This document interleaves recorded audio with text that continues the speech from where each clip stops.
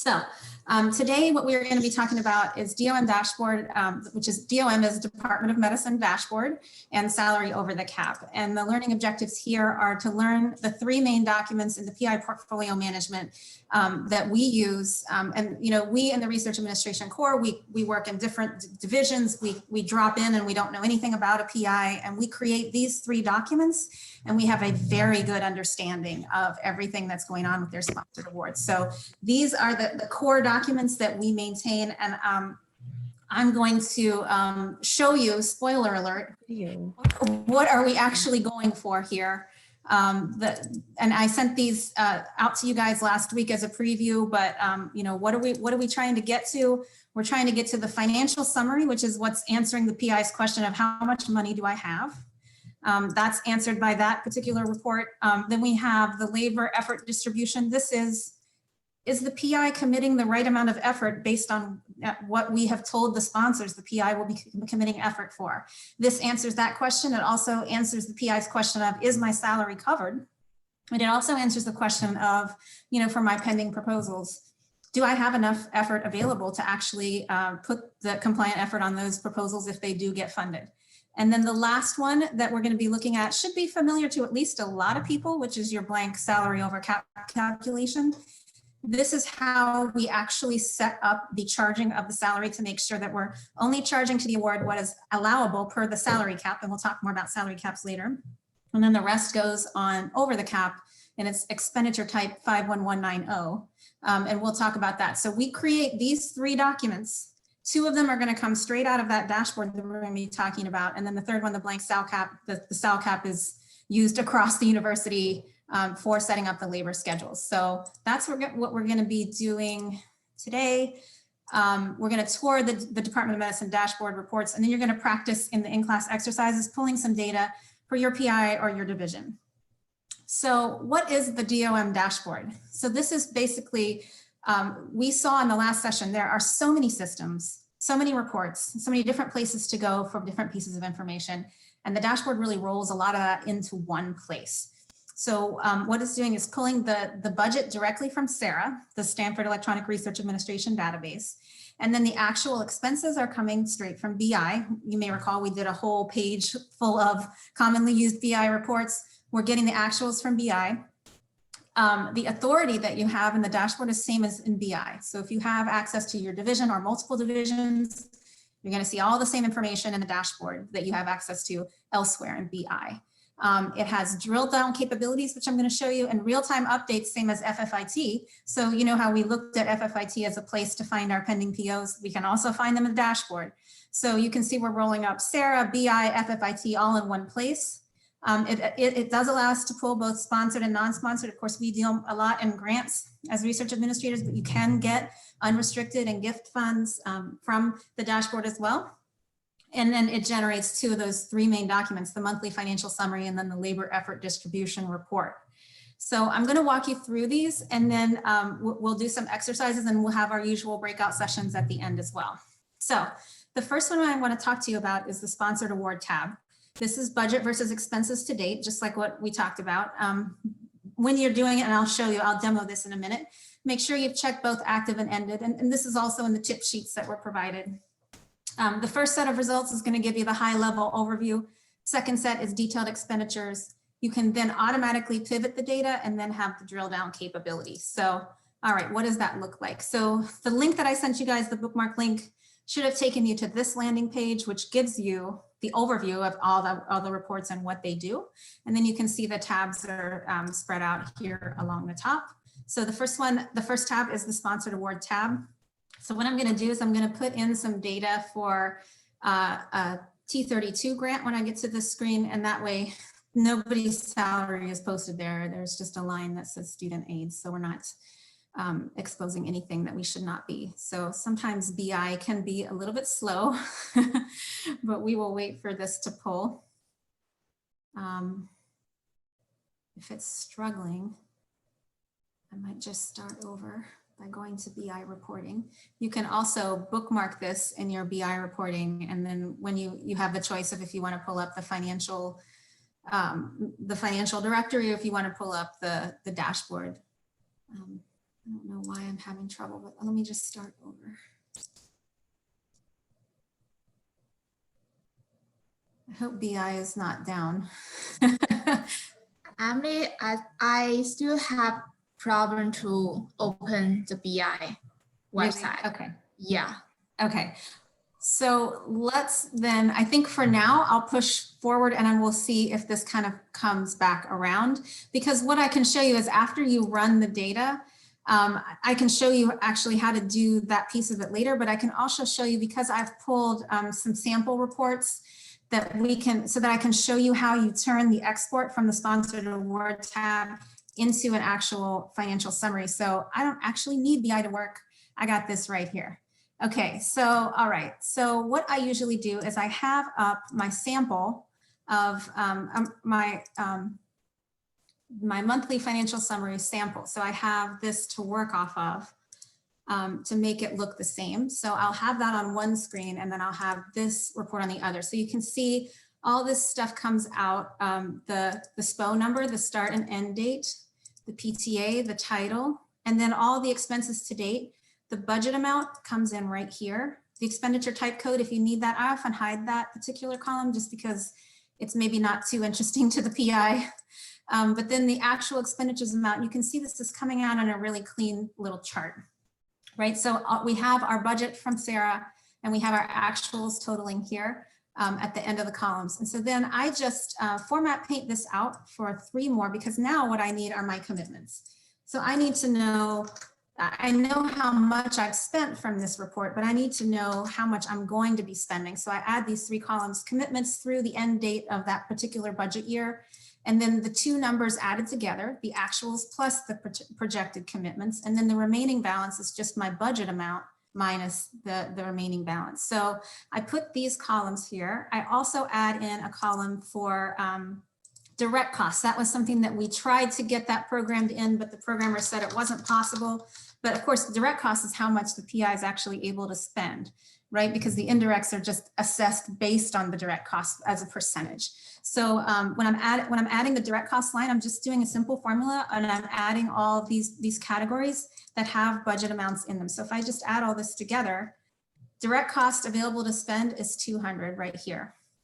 And the $35, by the way, there are certain nonprofit awards that earn interest, and it's part of their notice of award that they earn interest. And so OSR will just put it in this unallocated line. And so your budget, your notice of award will say 200,000, but it'll actually be inching upwards throughout the life of the award by these small amounts, and you won't really know except when OSR posts them. So anyway, so I take that and then I just copy that formula all the way out. So I have my direct costs, and then also from my sample, I'm going to pull, we use this personnel box. And what I will often do is I'll create one for per lab, and then I'll have everybody in it. And then, you know, maybe I know for this one, the PI, Dr. Smith is definitely putting effort. Maybe he's only putting 15% on this one. And then Johnson is maybe putting 50%. And then these other people, maybe they're on different projects. So I pull those out, but you can see I put in, I populate a salary here. I put it in white type, so there's a little bit of confidentiality. I put in the fringe. Of course, the fringes have changed. So everybody's, the standard fringe now is 29 and this is 8.8. So I make sure all these numbers are accurate. And then I have here, it automatically calculates, there's a formula based on the percent effort, the salary, the number of months left. There's the salary that, of course, faculty don't have vacation accrual, but here you can see the TGP. The TGP percent went up too, but anyway, we'll just go with this for now. And the fringe is 29%. So you can see how all these numbers are tied together. And then I can put this in the commitments. So I just say equals, here's my salary plus vacation accrual. Those all come in on one line. And then my fringe comes in here. So, oh, Grace is saying that BI is back. So after I'm done with this part, I will show you what I'm doing, how I pull the information from the dashboard. But see here, we can see here are my commitments. If I had, let's say I knew I had $5,000 in supplies. I saw that in the dashboard or FFIT. So then I know that actuals plus, so here's my actuals. Let's see, I'm taking the total lines here. And these two numbers together are my actuals plus projected. And then I'm taking my budget amount and I'm subtracting it. And that's how much money I have left on this project, $40,000. That's available to spend. Now, if I've got 2 months left, wow, I should get spending, or I need to talk to the PI about a no cost extension. If I've got 14 months, then maybe I want to pump the brakes. And, you know, I've used this in PI meetings before where I'll sit down with them and I'll say, this is about how this particular award is going, you know, and the PI said, well, what if I dropped, you know, Johnson down to 25%. So watch what happens when I hit 25%, it automatically calculates. And now I've got 68,000 remaining. And so they'll say, oh, I think that looks better to me because I know I'm planning to make some supplies purchases or something like that. So this can be, it's very dynamic. You can adjust it. You can actually, you could also, if you wanted to, you know, you have multiple commitments in mind. So maybe if Johnson was going to be, maybe at this level for now, but then maybe in the future, they were going to go back up. So maybe you wanted to see what happened 6 months at 30% and 6 months at 50%. You can see how that affects your available balance. So this is what we use to make sure the awards are in, that we're keeping an eye on how much money we have. The other thing I do, this is just a cosmetic thing, just really quickly to show you, I just think it makes it look a little better. So I try to close up some of this info. And again, I'm using my sample and because it has all the fields that I need. I just copy this over. I put it here in column J. So I can put, you know, Andrew Smith, SPO, whatever, you know, I can pull this information from here. And then I can actually hide this section. And then I've got a really clean report that I can tab over, you know, in our sample, you can see how we kind of tab over and it's immediately obvious, you know, how much is available for each of the tabs. And that's because we've closed up some of that information. So, okay, Grace says that, okay, that the BI is back. Thank you, Grace. Okay, so I can go into the dashboard again, go to sponsored award. And just to be clear, I'm going to search by award number, but you can actually search by owner full name, that's your PI. You can do by SPO number, you can do by project number, you can do it a lot of different ways. Just make sure that active and ended are checked on each of these. And then you can also choose which month end you want to use. I usually just choose the most recently closed month. And then you hit apply. And this is where I was mentioning before that you can, the first set of results, we call it the division manager view, because this is just every task and what is the available balance. Now this award is closed. So it's not got an expenditure commitment amount, but I want to show you this pretty cool feature here. You can click on the PTA and it actually takes you to my very favorite BI report, which is PTA inquiry. It just takes you right out to PTA inquiry. And again, if I needed to know, I needed to talk to somebody who was working on this task, I could see, okay, well, there's the PI and oh, look, it happens to be me, but like, you know, whoever it is that the person that I would contact to get some help with that. Same thing here. This is where if you had any expenditure commitments, you could drill down and see what those were. Now, the second set is where we got that spreadsheet that I just showed you how to modify it. You just hit this drop down to make it a pivot table, and it's automatically going to pivot the data into that chart. So we'll give it just a minute to kind of work its way through that. But you can see anything in blue, any number in blue is drill down. So you can get the journal number, you can get the transaction date, you can get more information that'll allow you to research a transaction and follow up on it. So, and then you can see at the bottom of both of these sets of results, you can export to Excel, you can export to CSV. You could, I don't know why you'd want to make a PowerPoint of this, but you could do that if that was something you really wanted to do. So you can see here, we can scroll across and all of this is an award that's gone on for a long time. You can also open up the rows underneath and you can see all of the years that this has been an active award. And then let me click through on, let's see if I can find a travel expense maybe that I can click on and you can kind of take a look at the detailed drill. just to get a sense of what this can do for you in terms of researching. Because every time I do a monthly report, I find something that surprises me or that I want to research further, and this will allow you to do that. So there it is. Yeah, you can see the travel. There's the description of the travel, the conference that the person went to, the name of the person. You can find all of that here. You can see what the expense request number was. You can see what the expenditure type was. Just a ton of information here. And you can even drill further on this journal number if you want to know more. You can keep drilling as long as you want. So that gives you the overview of sponsored award report. That does go into this monthly financial summary that we talked about. Now, I will say we have this cover sheet, and frankly, this is probably the only thing that the PI looks at, right? So we do these tabs using sponsored award and non-sponsored, which I'll show you in a minute. But all of it, we tie those balances back through here. So you can see that I've tied to the tab PCUUM, the direct cost budget, the expenditures, everything's automatically updating so that each month that I'm coming back through and adding the next month's worth of data, it's updating this summary page, and you can see it's all totaled. So the PI knows, okay, I've got about $500,000 in funding. I've spent about $253,000, but when you add up my commitments, my total across all awards is $120,000. So it really gives them that big picture view. The other thing I'll mention is, how do I update by month? I just add a column here and I add the data in. I'll run the report in the dashboard, and if everything matches up, I can actually just drop it right in. If sometimes there'll be some new expenditure type that'll come through and I'll have to modify the report to adjust it, but it's still it doesn't take that much time. If you prefer to export it directly from the dashboard and do those steps that I just showed you each time, you can do that. It takes maybe a little bit longer, but it's really up to you to decide what style you prefer. So that is that's the overview of sponsored award.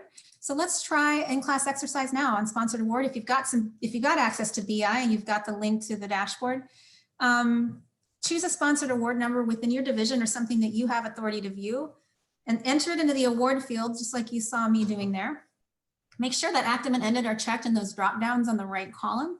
Hit apply, and then find the total budget for the award, and then type the total budget into the Zoom chat box.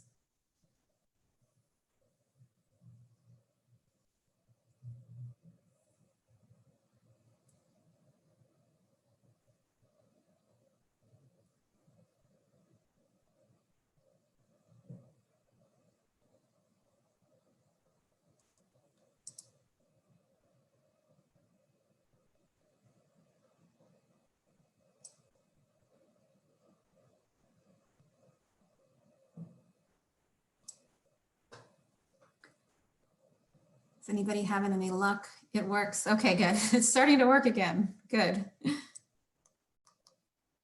Just try running it. Sometimes it takes a little while to pull some data.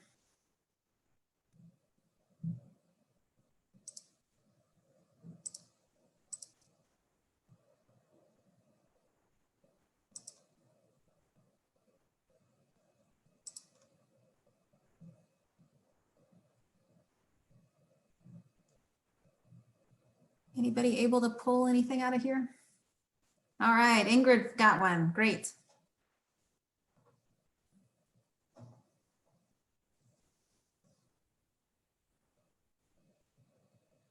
All right, good, good. We're seeing some awards here. We got a lot of funding here.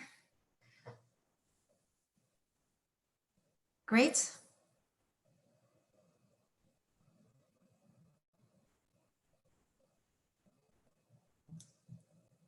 Great job, everybody.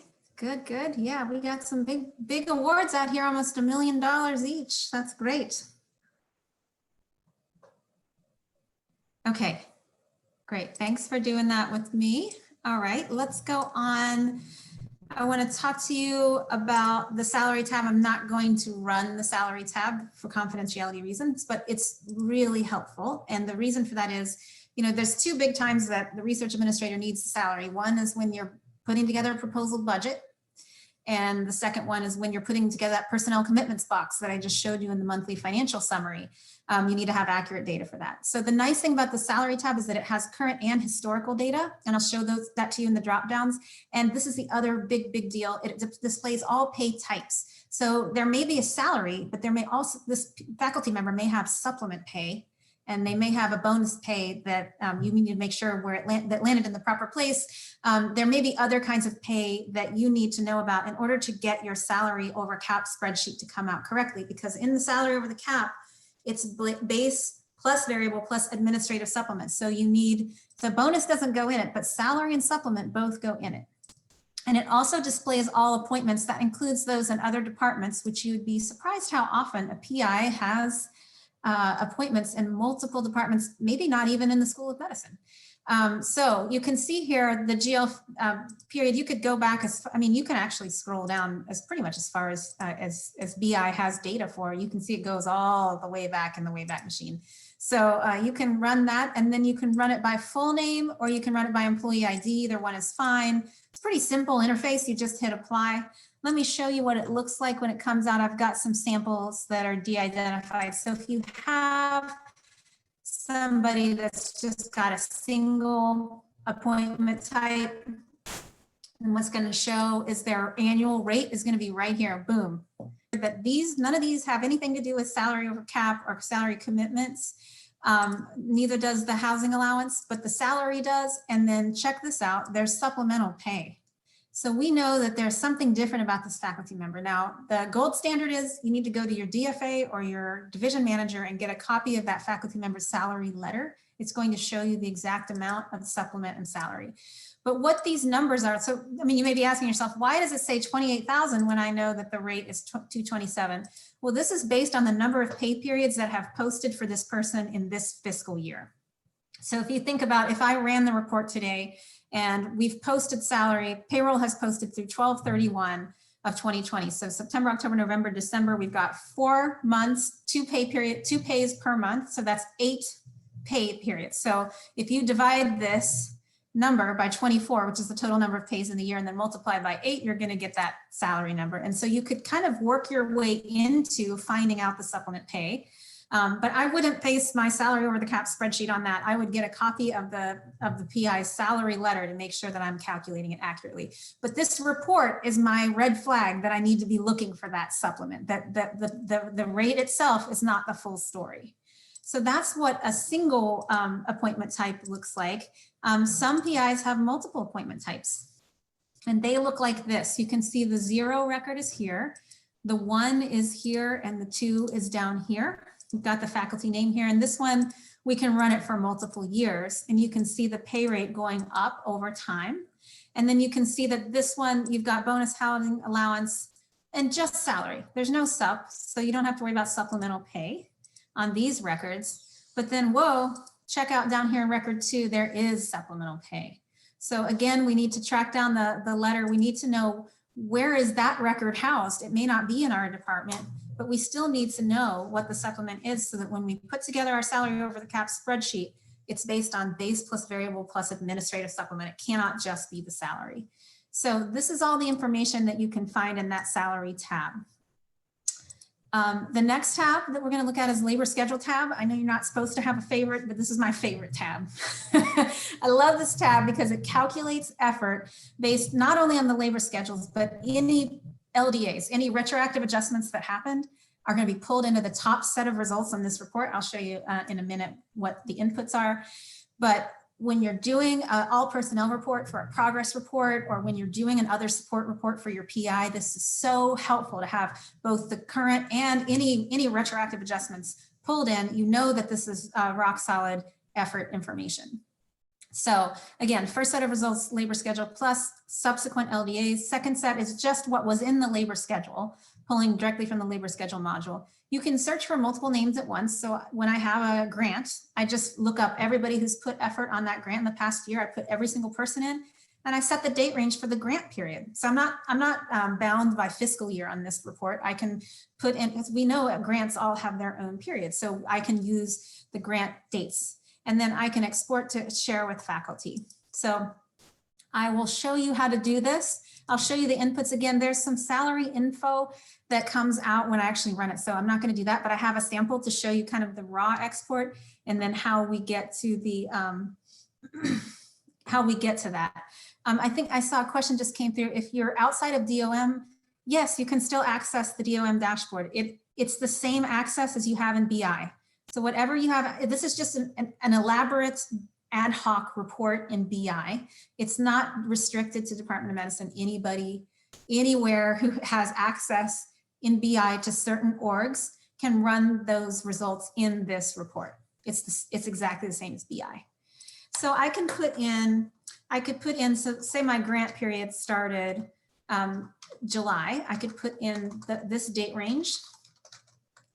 The way that I get the retroactive results is this field right here, the last paid period end date. So I know that I haven't gotten the email that said that the January 15th payroll is posted. It's not posted. I think it'll post tomorrow. So I know I need to put in December 31st. And then I do the same thing as with the salary. I can either put in the name or the employee ID, and then I just click apply. So I'll show you what the raw export looks like of this. So labor schedules. Looks like this. It's pretty clean already, right? It looks pretty good. It's got a big chart. It's got the PI name, all the PTAs, and whether it's salary or salary over the cap, the end dates, the award end dates, and then it's got some information here. This is why I was not able to run it here for everyone to see because it has the annual rate. The FTE amount, this is really important. Say you've got a grad student putting effort on your grant and they're 100% on your grant, but they're 100% of their time is just 50% of a full-time person there. And so when you're calculating their effort, it's not 12 calendar months because they're not working full-time. They're working half of that time. So it's 6 calendar months. So this is really useful for knowing that. So this is how it looks when it first comes out. And I make a few modifications to it, which I'll show you here. And I really strongly encourage you to take the time to make this report for your PIs. It's a lot of investment up front, but once you've got it, it is such a powerful tool for you. So what I do is I replace the historical rate with the SPO number. That way, if I ever needed to pop into Sarah and look something up, the SPO number's there. I update this to effort committed to the sponsor. This is where I get people saying, Emily, I don't have this kind of time to look up the effort committed to the sponsor on every one of these awards.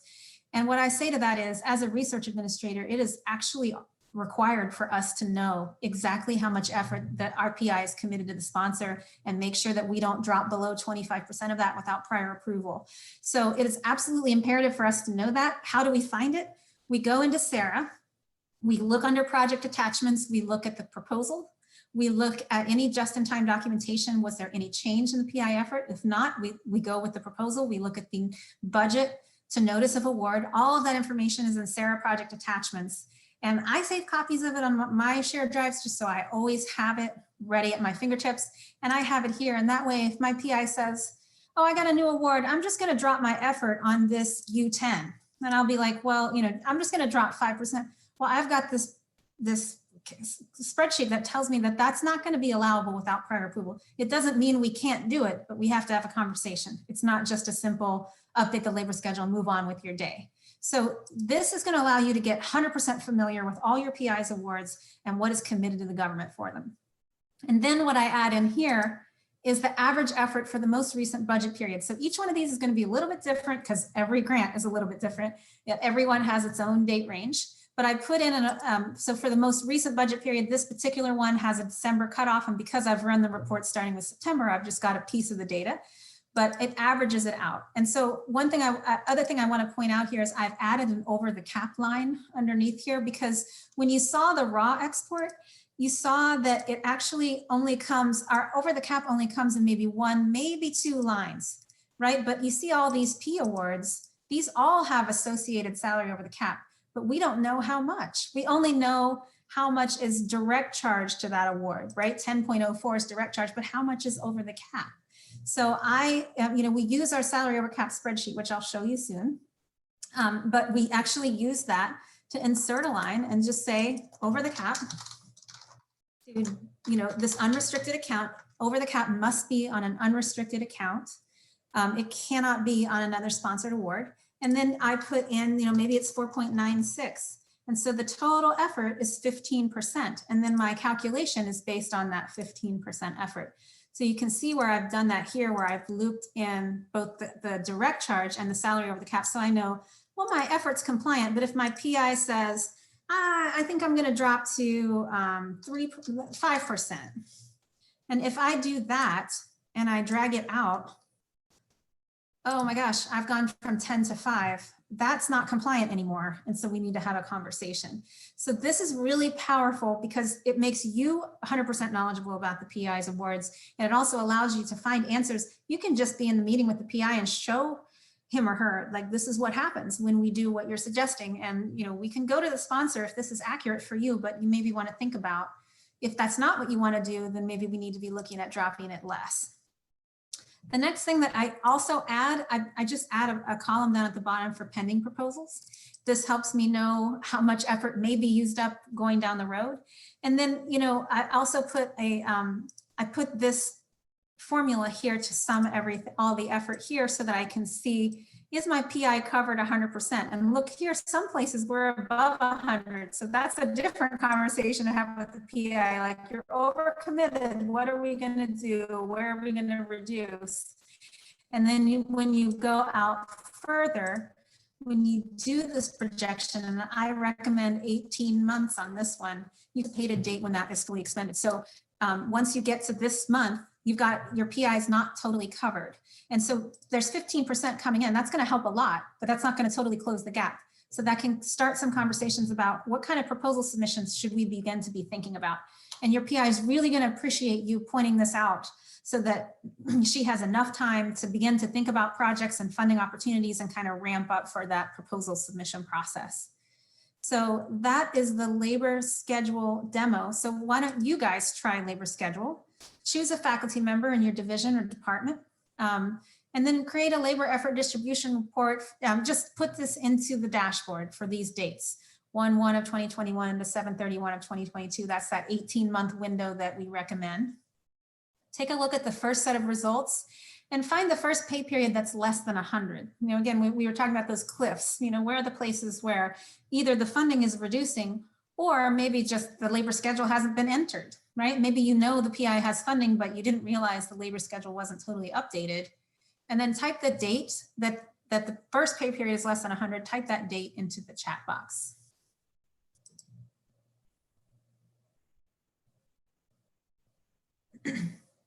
Yeah, I saw a question here about the blanks, the tip sheets and samples. They're saved in the training materials under this, under administrative systems at Stanford, and it's also saved in the post-award section. So it's actually saved in a couple places, and I always do my darndest to make sure all the same copies are in all the folders. But I also sent these samples out attached to last week's email. So either way, these are available to you to try out. And I do use, I open them myself when I'm making a new one for a new PI, just to remind myself of what we're adding.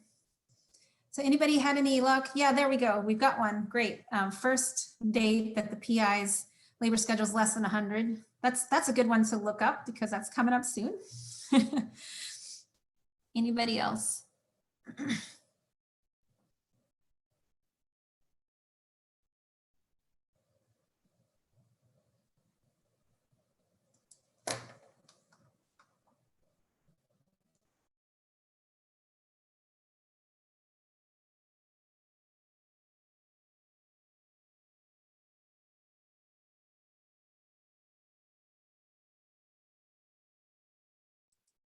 Anybody else able to run for this date range? Yeah, Ingrid, great. Yeah.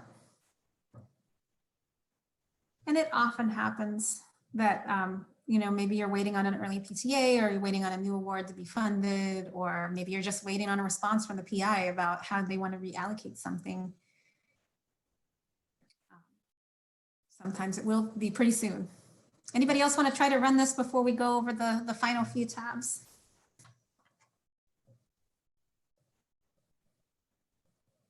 Anybody having trouble running this one?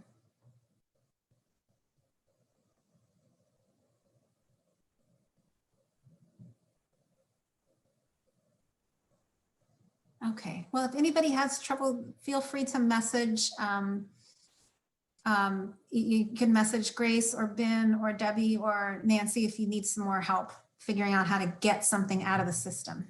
But I'm going to push on. Yeah, thank you. Got one more. Great. Okay. So I want to quickly show you non-sponsored tabs. We don't use them as much in research administration, although we do, if our faculty member has their own funds that are controlled by them, we talked about internal funds on day one. You're going to get the same info as you would for the sponsored award report. It shows expenses on non-sponsored awards, and it's useful for development, gift, or endowment funds. And then the fund management tab actually shows money in and out. So if you're wondering if something's been, if a transfer has come through, you can see it there. So let me show this one. So this is kind of an interesting feature that the dashboard has. It actually pulls that award number. You may remember I ran it under sponsored award. This is that T32 that we looked at. It actually pulls through, but it doesn't really help me here because that's a sponsored PTA, but I need a non-sponsored. So I put in the award number, the beginning and ending period. I'll just run it for the fiscal year to kind of keep things simple. And again, you could run it by org code if you want to see everything in an org, by owner name, that's the PI name, the project task, PTA. There's a lot of different ways that you can enter the data. I just find that putting in the award number works well for me. And again, you're going to get the same format as what you got for sponsored awards. So you've got the summary, the high level view of the of this particular gift fund. So the actual expenditure amount and then the commitment amount. I'm not going to click through because there are some salary commitments in there, and so I don't want to do that. But then the same thing as with sponsored, you can run your pivot table down here, just automatically generates it for you. And then you can export into Excel. And it's actually a smaller report. It just isn't as elaborate as the sponsored award. You can see here, it's pretty simple. So then one thing you'll notice is there's no total. So you just do have to add the grand total down here. And that's pretty easy. If you have, usually you can go to your fund management tab to find out what your budget is. Let's just say for sake of argument, it's 100,000. I can make that look pretty like this. And then I just put in my formula like this.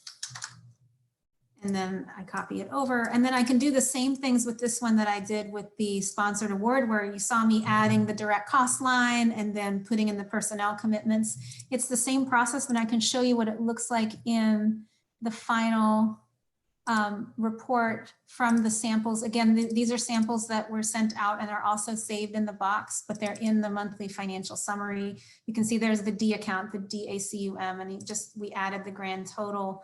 And then the same thing, commitments is coming from this box down here. And then actual and projected is just the two numbers put together. And then the projected remaining balance is just, we got our $100,000 budget. We have projected and actuals of 45. And that means we've got 54,000. So your PI says, well, wow, I've got a lot of money and I want to increase this person to 50%. You can do that and you can see what that'll do to your available budget.